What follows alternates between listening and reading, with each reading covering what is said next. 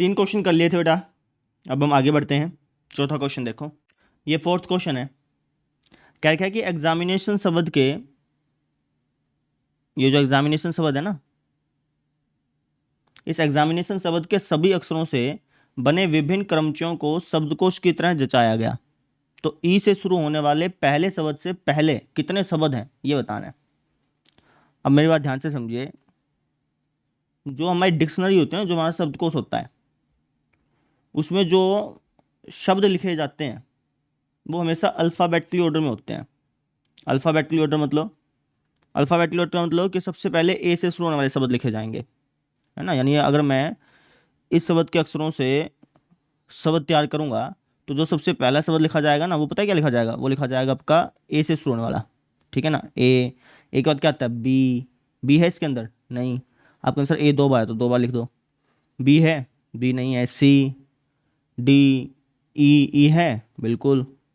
F, ji, H, I, J, K, L, M, N, O, P, Q, R, S, T, U, V, W, X, Y, Z. देख रहे हो, ये जो examination शब्द है, इस शब्द से मैं एग्जामिनेशन शब्द के अक्षर से मैं बहुत सारे शब्द बना सकता हूँ, बहुत सारे शब्द बना सकता हूँ। और अगर मैं उनको डिक्शनरी में लिखना चालू करूंगा ना, तो जो सबसे पहला शब्द डिक्शनरी में लिखा जाएगा वो ये होगा भाई, ये वाला। समझ रहे हैं? ठीक है। और इसके बाद फिर बार बार चेंज होते रहेंगे पीछे से, ठीक है। एक्स के बाद क्या आता है? वाई, वाई के बाद क्या आता है? जेड, इस तरीके से, ठीक है। तो जो सबसे पहला शब्द लिखा जाएगा डिक्शनरी में वो ये होगा, ठीक है। अब हमसे क्या बोला है? हमसे बोला है कि भाई अगर मैं डिक्शनरी में सारे शब्दों को लिख दूं तो ई से शुरू होने वाला जो पहला शब्द है ना, उससे पहले जितने शब्द आते हैं वो बताने हैं, ठीक है। अब मुझे बताओ कि सबसे पहला शब्द तो आपका ए से शुरू होगा, ठीक है। ए से शुरू होने वाले सारे के सारे शब्द आ जाएंगे। मान लो कि इतने सारे शब्द ए से शुरू होने वाले आ गए। उसके बाद क्या होगा? उसके बाद होगा सर जी ई से शुरू होने वाले शब्द आएंगे सारे के सारे। समझ रहे हो? उसके बाद ई से शुरू होने वाले शब्द आएंगे। आई बात समझ में? पहले तो ए से शुरू होने वाले शब्द आएंगे, उसके बाद फिर जो शब्द आएंगे वो कौन से होंगे? ई से शुरू वाले। फिर ऐसे करते करते ई वाले खत्म हो जाएंगे। उसके बाद कौन से शब्द आएंगे? आई से शुरू वाले शब्द आएंगे। उसके बाद फिर एम से शुरू वाले शब्द आएंगे। इस तरीके से आएगा। हमसे बोला है कि ई से शुरू वाले जो शब्द है ना, ई से शुरू वाले जो शब्द हैं, उससे पहले जितने शब्द आते हैं वो आपको बताने हैं। कहने का मतलब कि घुमा फिरा करके क्वेश्चन वाला हमसे ये पूछना चाह रहा है कि ए से शुरू होने वाले जितने शब्द हैं वो बताओ। क्वेश्चन वाला बेसिकली हमसे ये पूछना चाह रहा है, बस इसने क्वेश्चन को घुमा के दे दिया। समझो, क्वेश्चन वाला हमसे ये कहना चाह रहा है कि ए से शुरू होने वाले शब्दों की संख्या बताओ, लेकिन इसी बात को उसने थोड़ा सा घुमा के दे दिया। भाई ई से शुरू होने वाले शब्दों, ई से शुरू होने वाले जो शब्द हैं उससे पहले आने वाले शब्दों की संख्या पूछी है। अब ई से पहले आने वाले शब्द कौन से होंगे? वही होंगे ना जो कि ए से शुरू हो रहे होंगे। तो बेसिकली क्वेश्चन का कहने का मतलब यही था कि इस ए से शुरू होने वाले शब्दों की संख्या बताओ। बेसिकली क्वेश्चन ये पूछना चाह रहा है। समझ में आई बात? ठीक है। तो कैसे बताएंगे ए से शुरू होने वाले शब्दों की संख्या? आपको सब बहुत आसान है। ए से शुरू होने वाले शब्दों की संख्या बतानी है ना। टोटल अक्षर कितने हैं इसके अंदर? आप कहेंगे सर 1 2 3 4 5 6 7 8 9 10 11। टोटल अक्षर 11, तो 11 डब्बे बना लो। 1 2 3 4 6 7 8 9 10 11, 11 डब्बे बना लिए। हमें ए से शुरू होने वाले शब्दों की संख्या देखनी है। तो ए तो फिक्स हो गया, ये तो फिक्स हो गया, ठीक है। अब हमारे पास डब्बे कितने हो चुके? 10। इन 10 डब्बों में ढालने के लिए हमारे पास कौन कौन से ऑप्शन है? तो आपके सर ए तो फिक्स हो गया, तो इन 10 डब्बों में ढालने के लिए मेरे पास ये ऑप्शन है, ये वाले, ठीक है। तो इन 10 डब्बों में ढालने के लिए मेरे पास कितने ऑप्शन है? 10। तो मैं इन 10 चीज़ों को इन 10 डब्बों में कितने तरीके से ढाल सकता हूँ? आप कहेंगे इतने तरीके से ढाल सकते हैं, लेकिन इसके अंदर जोन जोन सी चीज़ें रिपीट हो रही हैं उतने फैक्टोरियल से डिवाइड भी करना पड़ेगा। जैसे आई 2 बार आ रहा है तो 2 फैक्टोरियल से डिवाइड भी करना पड़ेगा। एन 2 बार आ रहा है तो 2 फैक्टोरियल से डिवाइड भी करना पड़ेगा। तो इसको जब आप सोल्व करेंगे ना, तो यहाँ से आपको ये पता चलेगा कि ए से शुरू होने वाले शब्दों की संख्या कितनी है। ये हमारा आंसर आ गया। समझे? तो इस तरीके से इस क्वेश्चन को सोल्व करना था। वापस समझ लो, हमसे बोला था कि इस शब्द के अक्षरों को अगर मैं इस शब्द के अक्षरों से अगर मैं शब्द तैयार करूं और उन सभी शब्दों को अगर मैं डिक्शनरी में लगाऊं तो ई से शुरू वाले जो शब्द है ना, उससे पहले जितने शब्द आते हैं वो बताने हैं। अब ई से शुरू वाले जो शब्द हैं उससे पहले जो शब्द लिखे जाएंगे वो ए से शुरू होने वाले होंगे। तो बेसिकली क्वेश्चन वाला हमसे ये पूछना चाह रहा है कि ए से शुरू वाले शब्दों की संख्या कितनी है, तो हमने बता दी ए से शुरू वाले शब्दों की संख्या कितनी है, इतनी है। इस तरीके से करना था। अब इसको लिख के कैसे दिखाओगे वो देख लो आप यहाँ पे लिखना कि हमें क्या बताना है, हमें ई से प्रारंभ होने वाले प्रथम शब्द से पूर्व कितने शब्द ये बताने हैं ना। तो आप यहाँ पे लिख देना ई से प्रारंभ होने वाले प्रथम शब्द से पूर्व, ई से प्रारंभ होने वाला जो प्रथम शब्द है ना उससे पूर्व जो शब्द है, प्रथम शब्द से पूर्व शब्द ए से शुरू होने वाले हैं, ए से शुरू होने वाले हैं। हमने सबसे पहले ये बता दिया कि भाई क्वेश्चन वाला कहना क्या चाह रहा है। क्वेश्चन वाला बेसिकली हमसे ये पूछना चाह रहा है कि ए से शुरू होने वाले शब्दों की संख्या बताओ, तो उसी चीज़ को मैंने यहाँ पे लिख दिया। हमने कह दिया कि हमसे पूछा था कि ई से प्रारंभ होने वाले प्रथम शब्द से पूर्व शब्द ज्ञात करो, तो इसका मतलब ये हो गया कि ई से प्रारंभ होने वाले प्रथम शब्द से पूर्व शब्द ज्ञात करो। इसका मतलब ये है कि हमें ए से शुरू होने वाले शब्दों की संख्या बतानी है, तो यही चीज़ को मैंने यहाँ पे लिख के बता दिया। ठीक है, तो अब हम क्या ज्ञात करेंगे, अब हम ए से शुरू होने वाले शब्दों की संख्या ज्ञात करेंगे, ए से शुरू होने वाले शब्दों की संख्या ज्ञात करेंगे। यही क्वेश्चन में पूछा गया, बस घुमा के बोल दिया इसी चीज़ को।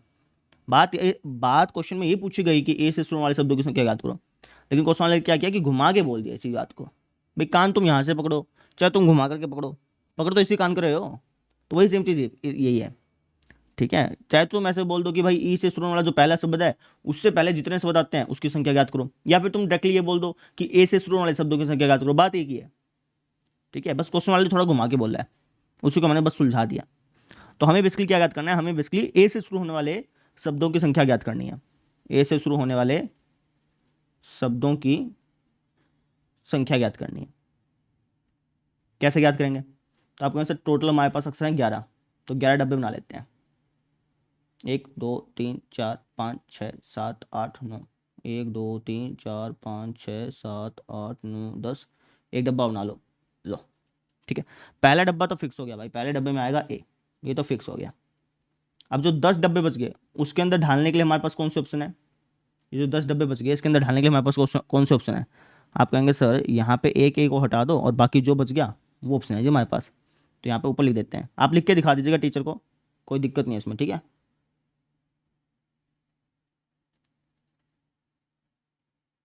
है ना। तो इन 10 डब्बों में ढालने के लिए मेरे पास 10 ऑप्शन है, 1 2 3 4 5 6 7 8 9 10 ऑप्शन है। तो इन 10 डब्बों में ढालने के लिए मेरे पास कितने ऑप्शन है, 10। उनको मैं कितने तरीके से ढाल सकता हूँ, आप कहेंगे सर इतने तरीके से ढाल सकते हैं, लेकिन इसके अंदर आई जो है वो 2 बार रिपीट हो रहा है, तो 2 फैक्टोरियल से डिवाइड भी करना पड़ेगा। और क्या रिपीट हो रहा है, और सर जी हमारा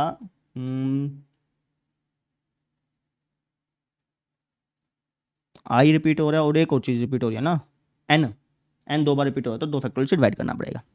इसको सॉल्व कर लेना, इसको जब आप सॉल्व करेंगे तो आपका आंसर आएगा 90-7200। मैं करके दिखा नहीं रहा हूँ, मैं आपको डायरेक्टली बता रहा हूँ, है ना, आप खुद ब खुद सॉल्व कर सकते हैं।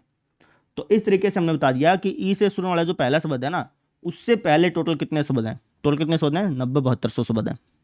ऐसे करना था। आई होप आपको समझ में आ गया होगा। अब हम देखते हैं अगला क्वेश्चन। अगला क्वेश्चन देखो, ये भी अच्छा क्वेश्चन है। हमें अंक दे रखे हैं ये 1 2 3 4 5 6, 6 अंक दिए हैं ये अपने को। ठीक है, इन 6 अंकों से 10 से भाग होने वाली और बिना रिपीटेशन किए कितनी 6 अंक वाली संख्या बना जा सकती हैं, ये हमसे पूछा है। यानी कि अपने को 6 अंक वाली संख्या बनानी है भाई, 1 2 3 4 5 6, अपने को 6 अंक वाली संख्या बनानी है। और ये जो 6 अंक वाली संख्या बनाओगे ना, यहाँ पर कंडीशन है इस डब्बे पर। क्या कंडीशन है कि भाई ये जो 6 अंक वाली संख्या होगी ना ये 10 से भाग होनी चाहिए। अब 10 से भाग होने वाली कोई भी आप संख्या उठा के देख लो, उन सभी संख्याओं में एक चीज़ कॉमन होगी, ये जो उसका ये इकाई वाला प्लेस है ना वो पक्की बात है 0 होना चाहिए, उसके अलावा कुछ और नहीं होना चाहिए, तभी वो 10 से भाग होगा, है ना। 10 से भाग होना जैसे 10 हो गया, 20 हो गया, 30 हो गया, इन सब में कॉमन बात क्या है कि इनका जो इकाई वाला प्लेस है वो वहाँ पे 0 होना चाहिए, तभी वो 10 से भाग होता है। तो सेम चीज़ यहाँ पे है, इस डब्बे पे कंडीशन है। ठीक है, तो इस डब्बे में ढालने के लिए हमारे पास कौन सा ऑप्शन है, आप इस डब्बे में सिर्फ और सिर्फ आप 0 ढाल सकते हैं। यानी कि इस डब्बे में ढालने के लिए मेरे पास केवल और केवल एक ऑप्शन है, ऐसे समझ लो। इस डब्बे में ढालने के लिए मेरे पास केवल और केवल एक ऑप्शन है भाई। बच गए हमारे पास ये 5 डब्बे, है ना। इन 5 डब्बे में ढालने के लिए मेरे पास कौन से ऑप्शन है, तो आप कहें इन 5 डब्बे में ढालने के लिए आपके पास ऑप्शन है ये 5 ऑप्शन है जी, है ना। तो इन 5 डब्बों में मैं 5 अंक ढाल सकता हूँ। कितने तरीके से ढाल सकता हूँ? इतने तरीके से ढाल सकता हूँ। या फिर आप इसको ऐसे लिखना चाहें तो ऐसे लिख सकते हैं कि इन 5 डब्बों में ढालने के लिए मेरे पास कितने ऑप्शन है? ये वैसे इतने ऑप्शन है। इन दोनों की गुणा कर दीजिएगा, इसकी और इस एक की। समझ रहे हैं? कभी आप इसकी और जीरो की गुणा कर दीजिए, नहीं, जीरो तो यहाँ पे मैं ये बताना चाह रहा हूँ कि यहाँ पर ढालने के यहाँ पर सिर्फ अपन जीरो ढाल सकते हैं, गुणा आपको इसकी और एक की करनी है बेसिकली। समझ रहे हो? इसको आप इस तरीके से समझ सकते हो। अगर आपको इस तरीके से नहीं समझ में आया तो आप इस तरीके से समझ सकते हो कि भाई ये जो इकाई वाला डब्बा है ना, ये जो इकाई वाला डब्बा है, इसके अंदर तो जीरो फिक्स हो गया, जीरो हमारा फिक्स हो गया। अब इन 5 डब्बों में ढालने के लिए हमारे पास कौन कौन से ऑप्शन है? आपके आंसर 1, 3, 5, 7, 9, है ना। तो इन 5 डब्बों में ये 5 ऑप्शन ढाल सकते हैं। कितने तरीके से ढाल सकता हूँ? आपके आंसर इतने तरीके से ढाल सकते हैं। तो हमारा आंसर आ जाएगा 120। यानी कि मैं 120 ऐसी संख्याएं तैयार कर सकता हूँ, मैं 120 ऐसी संख्याएं तैयार कर सकता हूँ जो कि 10 से भाग हो रही होंगी और 6 अंकों वाली संख्याएं होंगी। समझ रहे हैं? तो आप चाहे तो ऐसे कर लें, चाहे मैंने जो पी वाला फॉर्मूला लगा करवा वैसे कर लें, आपकी इच्छा है, समझ में आना चाहिए बस। ठीक है, तो हो गया। अब इसको लिखोगे कैसे वो समझ लो कि ये जो अंक है हमारे पास,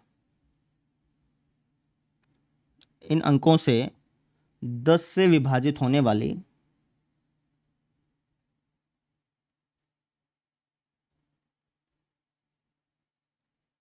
और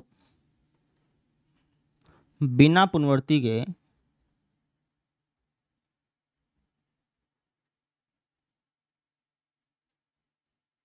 छः अंकों की संख्याएं, छः अंकीय संख्याएं, है ना। जो पूरा पूरा क्वेश्चन है वही चिपका दिया हमने यहाँ पे। हमने क्या दिया कि भाई इन अंकों से बनी हुई 10 से विभाजित होने वाली और बिना रिपीटेशन किए 6 अंकों वाली जो संख्याएं होंगी वो कितनी बन जाएंगे। तो उसके लिए आप डब्बा बना के दिखा दीजिए टीचर को। आप कह देना ये जो पहला डब्बा है हमारे पास, इस डब्बे में ढालने के, इस डब्बे में अगर मुझे 10 से भाग होने वाली संख्या चाहिए तो इस डब्बे में कौन सी चीज़ ढलेगी? तो आपके आंसर इस डब्बे के अंदर हमारे पास कौन सी चीज़ ढल सकती है? इस डब्बे के अंदर ढल सकती है केवल और केवल जीरो। तो यहाँ पर जीरो फिक्स हो गया, यहाँ पर हमारा क्या हो गया? जीरो फिक्स हो गया भाई, क्योंकि 10 से भाग होने वाली संख्या चाहिए ना। तो 10 से भाग होने वाली जो भी संख्या आप तैयार करोगे तो वहाँ पे इकाई के स्थान पर जीरो होना चाहिए। तो ये तो जीरो फिक्स हो गया। तो इन 5 डब्बों में डालने के लिए हमारे पास कौन कौन से ऑप्शन है? तो आपके आंसर इन 5 डब्बों में डालने के लिए मेरे पास ऑप्शन है 1, 3, 5, 7 और 9, है ना। इन पांच संख्याओं को इन 5 डब्बों में कितने तरीके से डाल सकता हूँ? तो आपका आंसर 5 फैक्टोरियल तरीके से। तो आपका आंसर आ गया 120। ठीक है ना। तो 120 ऐसी संख्याएं हैं जो कि 10 से भाग हो रही हैं और इन अंकों से बन रही हैं। इन अंकों से बनने वाली 6 अंकीय ऐसी संख्याएं जो 10 से भाग रही हैं वो कितनी है? 120 है। ठीक है, आप कहीं से ऐसे लिख के दिखा दें, बिल्कुल ऐसे लिख के दिखा दें, कोई दिक्कत नहीं है। अगर आप और भी लिखना चाहो ना इसमें कि भाई इकाई के स्थान पर कौन सी संख्या और भी चीज़ें ढालना चाहो तो आप ढाल सकते हो। अगर नहीं डालोगे तब भी कोई दिक्कत नहीं है। परमुटेशन एंड कॉम्बिनेशन वाले चैप्टर में ये सबसे खास बात है कि यहाँ पे आप अगर कुछ एक्स्ट्रा लिखना चाहें तो लिख भी सकते हैं, अगर नहीं भी लिखेंगे तब भी कोई दिक्कत नहीं है। आप ऐसे मत समझिएगा कि भैया अगर मैं ये चीज़ नहीं लिखूंगा कि भाई इकाई के स्थान पर जीरो फिक्स है ना, ऐसी चीज़ नहीं लिखूंगा तो नंबर कट जाएंगे, ऐसा कुछ नहीं है। ठीक है, मतलब होता है कि यहाँ पे जो आपका आंसर है वो करेक्ट होना चाहिए। हमारा आंसर करेक्ट है और बिल्कुल अच्छी तरह से हमने लिख भी दिया, कोई दिक्कत नहीं। समझे? तो इस तरीके से हमने इस क्वेश्चन को सॉल्व किया। अब हम देखते हैं अगला क्वेश्चन। अब ये वाला क्वेश्चन देखो, क्या क्या कि अंग्रेजी वर्णमाला में 5 स्वर होते हैं, 21 व्यंजन होते हैं। पता है हमें 21 से 5 टोटल 26 होते हैं ना ABCD। उसमें 5 तो स्वर होते हैं, वावल होते हैं, और 21 जो हमारे कॉन्सोनेंट होते हैं। इस वर्णमाला से 2 भिन्न स्वरों और 2 भिन्न व्यंजनों वाले कितने शब्दों की रचना की जा सकती है? अच्छा, मतलब समझिए, हमें 4 अक्षरों वाले शब्द तैयार करने हैं। हमें 4 अक्षरों वाले शब्द तैयार करने हैं भाई, जिसके अंदर 2 तो अलग अलग स्वर होने चाहिए और 2 अलग अलग व्यंजन होने चाहिए। ठीक है, टोटल स्वर कितने हैं? आप कहेंगे सर टोटल स्वर है हमारे पास, ध्यान से समझना, हमारे पास टोटल स्वर है 5। 5 स्वर में से कितने स्वर चुनने हैं? 5 स्वर में से चुनने मुझे 2 स्वर। तो 5 स्वरों में से 2 स्वरों को चुनने कितने तरीके होंगे? आप कहेंगे सर इतने तरीके होंगे। ठीक है, टोटल व्यंजन कितने? 21 व्यंजन है। अब मुझे व्यंजन कितने चुनने हैं? मुझे व्यंजन चुनने 2। तो 21 व्यंजनों में से 2 व्यंजनों को चुनने कितने तरीके होंगे? आप कहेंगे सर इतने तरीके होंगे। ठीक है ना, 5 स्वरों में से 2 स्वरों को चुनने के इतने तरीके होंगे और 21 व्यंजनों में से 2 व्यंजनों को चुनने के इतने तरीके होंगे। मुझे जो शब्द तैयार करना है उसके अंदर मुझे दोनों चीज़ें चाहिए, तो इनकी मैं गुणा कर दूंगा। गुणा करके हमें कुछ ना कुछ आंसर मिल जाएगा। ठीक है, कुछ भी आंसर मिल सकता है। मान लो कि अपने को आंसर मिल गया लेट से 5, रैंडमली मैंने मान लिया, मान लो कि 5 आंसर मिल गया। यानी कि 5 ऐसे शब्द हैं जहाँ पे 2 अलग स्वर हैं और 2 अलग व्यंजन हैं। ठीक है, अब इन 5 यहाँ पे आंसर आपका खत्म नहीं होता, क्योंकि ये जो 5 शब्द हैं, ये जो 5 शब्द हैं, हर एक शब्द 4-4 अक्षर का है। तो इसका मतलब ये हुआ कि हर एक शब्द को मैं 4 फैक्टोरियल तरीके से अरेंज कर सकता हूँ। तो आपको 5 को 4 फैक्टोरियल से गुणा भी करनी पड़ेगी, फिर आपका आंसर आएगा। समझे? जिस तरीके से पहला क्वेश्चन नहीं था क्या, वैसा वैसा ही क्वेश्चन है ये। ठीक है, अब इसको लिख के कैसे दिखाओगे वो देख लो आप। हम यहाँ पे लिख देंगे कि 5 स्वरों में से 2 स्वरों को चुनने के तरीके। 5 स्वरों में से अगर मुझे 2 स्वरों को चुनना है तो उसके कितने तरीके होते हैं? तो उसके तरीके होते हैं जी इतने। इसी तरीके से 21 व्यंजनों में से 2 व्यंजनों को चुनने के कितने तरीके होंगे? आप कहेंगे सर उसके तरीके होंगे जी इतने, है ना। तो कुल संचयों की संख्या, जिस तरीके से पहला क्वेश्चन नहीं किया था क्या, बिल्कुल सेम टू सेम ऐसा ही है। कुल संचयों की संख्या क्या हो जाएगी? आप कहेंगे सर इन दोनों गुणा कर देंगे। कर दो फिर गुणा, किसकी बात देख रहे हो। गुणा करने पे आपका आंसर क्या आ जाएगा? डायरेक्टली लिख रहा हूँ, गुणा करने पे आपका आंसर आ जाएगा 2100। कितना आ जाएगा? 2100। अभी यहाँ पे आंसर खत्म हुआ नहीं है ना। ये जो 2100 शब्द हैं, इसमें से हर एक शब्द के अंदर 4-4 अक्षर हैं। तो इसका मतलब ये हो गया कि ये जो 2100 शब्द है ना, इसमें से हर एक शब्द को मैं 4 फैक्टोरियल तरीके से और बना सकता हूँ। यहाँ पे आप कह देना कि इन 2100 शब्दों में प्रत्येक शब्द में, इन 2100 शब्दों में से प्रत्येक शब्द में कितने अक्षर हैं? 4 अक्षर हैं। अतः प्रत्येक शब्द से 4 फैक्टोरियल शब्द तैयार किए जा सकते हैं।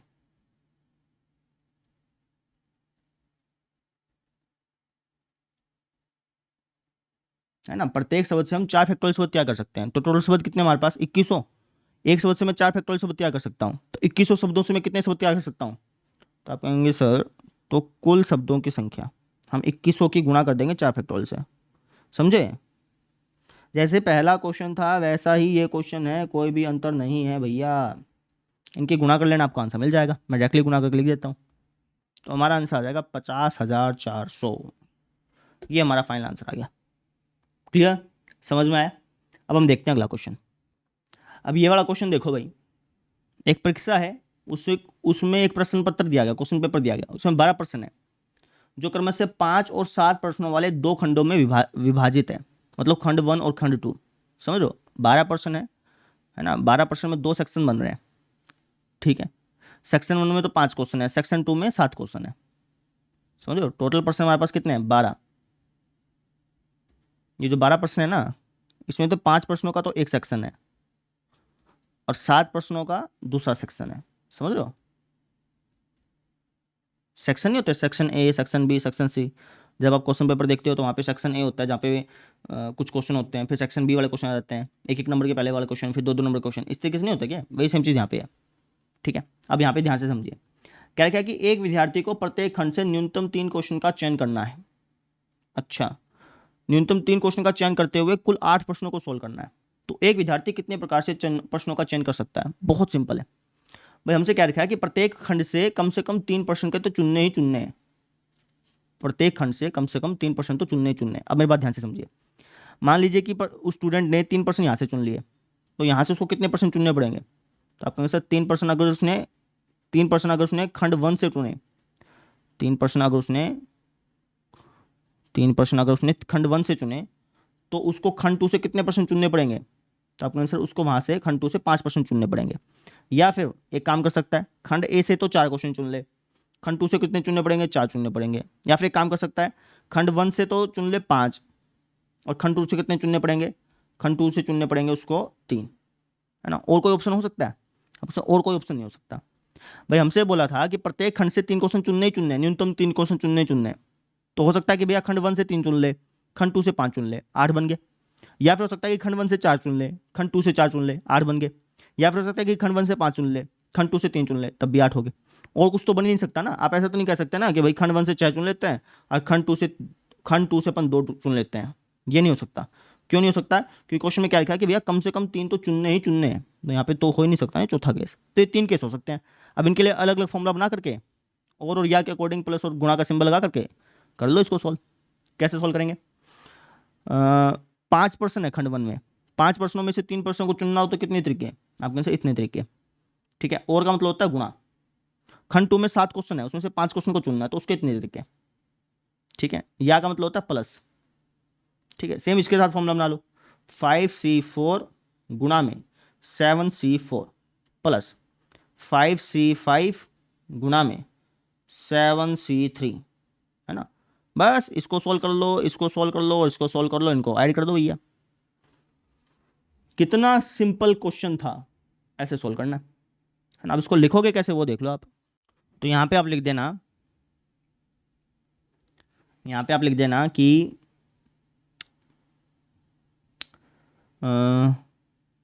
खंड 1 और खंड 2,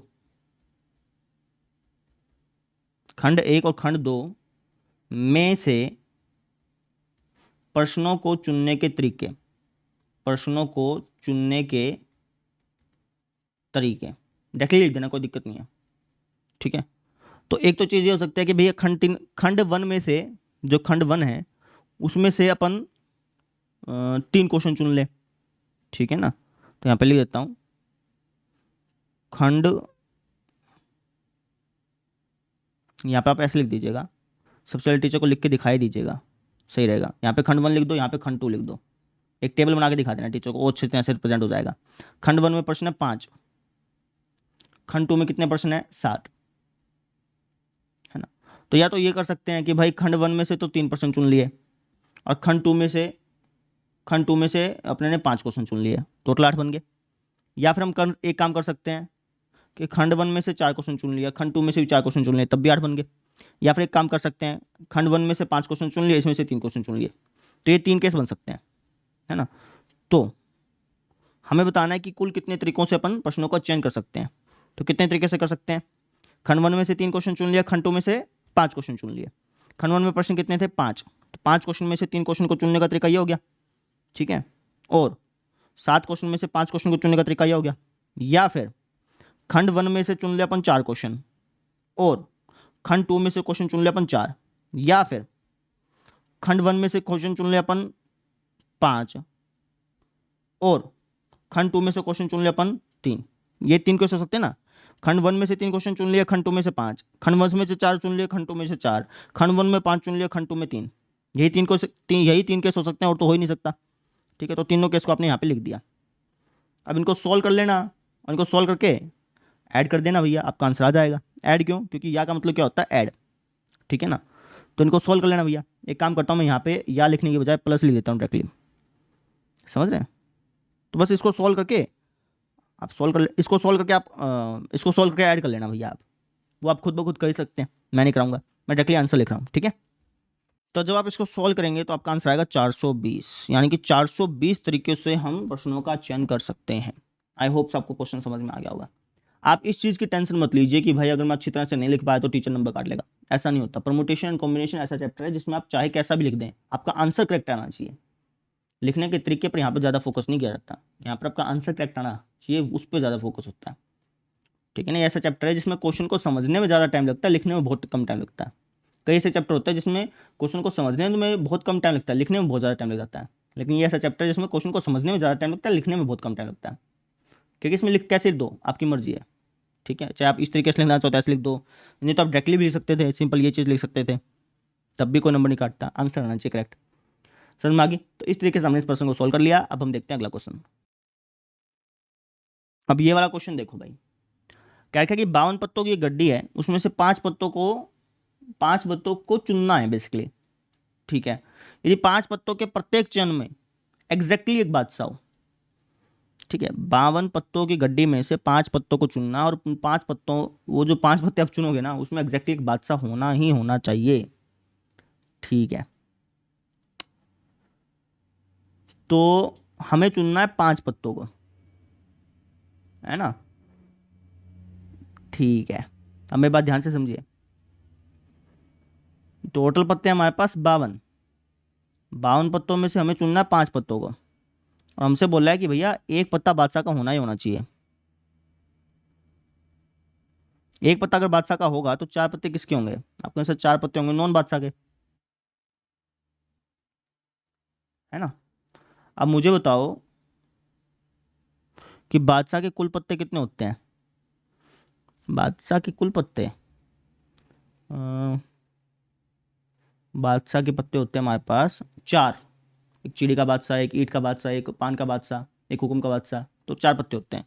4 पत्तों में से एक बादशाह के पत्तों को चुनने का तरीका कितना हो गया? आपके से इतना तरीका हो गया। अच्छा जी, अब जो 4 पत्ते नॉन बादशाह के होंगे उसको हमें चुनना है।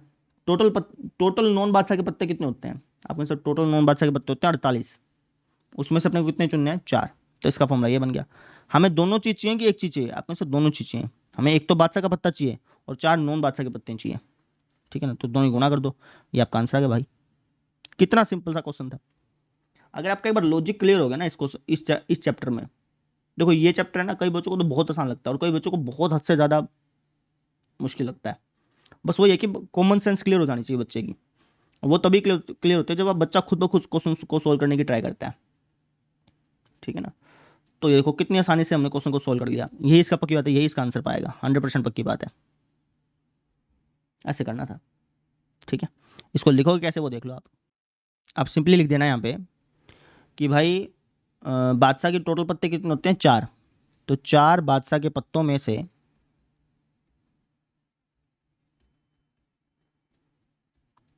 एक बादशाह के पत्ते को चुनने का तरीके, एक बादशाह को चुनने के तरीके कितने हो जाएंगे? आपके आंसर इतने हो जाएंगे। अब ऐसे ही हमारे पास जो बाकी पत्ते हैं वो कौन से होंगे? बाकी पत्ते हमारे बादशाह से हटके पत्ते होंगे, है ना। तो 48 दूसरे पत्तों में से 48 दूसरे प्रकार के पत्तों में से कितने पत्ते अपने को चुनने हैं? 4 दूसरे प्रकार के पत्ते चुनने हैं, समझो, नॉन बादशाह। तो उसके कितने तरीके हो जाएंगे? तो उसके तरीके हो जाएंगे जी इतने, समझ लो भाई। हमें टोटल पत्ते चुनने हैं 5, जिसमें से एक पत्ता होना चाहिए बादशाह का। बादशाह के टोटल पत्ते हैं तो 4 पत्तों में से एक पत्ते को चुनने का तो कितने तरीके हो गए? इतने। और जो 4 पत्ते आपको जो 4 पत्ते आपके बच गए वो होने चाहिए आपके नॉन बादशाह के। नॉन बादशाह के टोटल पत्ते कितने होते हैं? 48। 48 में 4 को चुनने के कितने तरीके हो गए? इतने तरीके हो गए। अब दोनों ही गुना कर दीजिए, तो कुल तरीकों की संख्या, हम कितने तरीकों से पत्तों को चुन सकते हैं? तो आपके आंसर इनकी गुना कर देंगे, बस ये आपका आंसर आ गया भाई। समझे? कई टीचर यहाँ तक भी आप आंसर लिख देंगे तब भी सेटिस्फाई हो जाएंगे। कई टीचर कहते हैं कि भाई इसको सोल्व करके दिखाओ। तो अगर आपका टीचर यहाँ तक मान जाए, क्योंकि बोर्ड क्लास तो है नहीं, स्कूल क्लास है, तो स्कूल के हिसाब से आपको चलना होगा। तो अगर आपके टीचर कह देंगे भैया चलो कोई बात नहीं, यहाँ तक कर सकते हो, कोई दिक्कत नहीं है, इसको सोल्व करने की जरूरत नहीं है, तो बस यहाँ तक करके छुड़ाइए। अगर आप कहेंगे, आपके टीचर कहें नहीं भैया आगे भी सोल्व करके दिखाओ, तो आगे सोल्व कर दीजिए, आपको सोल्व तो करना आता ही है, ठीक है। मैं इतना लिख रहा हूँ। समझ में आ गई? क्वेश्चन कैसे क्या समझ में आया? सोचा कैसे समझ में आया? तो इस तरीके से हमने इस क्वेश्चन को सॉल्व कर लिया। अब 3 क्वेश्चन बच गए, उनको मैं अगले लेक्चर में कराऊंगा बेटा, ठीक है। तो अगले लेक्चर में मिलते हैं फिर। Thank you.